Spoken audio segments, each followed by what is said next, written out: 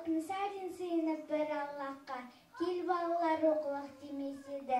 Ал шәкәрім құрбан боп Құдай үшін, кітап боп қалған артта берешегі. Исламға таң қалған Толстоймен талай мәрте хат жазып кеңес еді. Жамбылда Кремльде намаз оқып, ысқырған Сталинмен кеңес еді.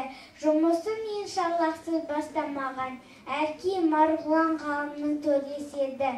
Жұма намаз оқыған Қонаевта дін дегенде езілген емешегі. Дін ғылымның атасы деп жырлаған Мұқағали ақылсыз емес еді.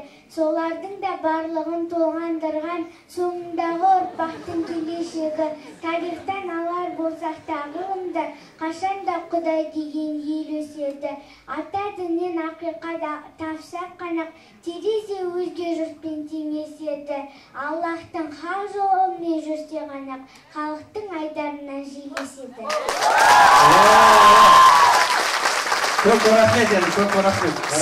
Сен кейін оқисың, ертең оқисың.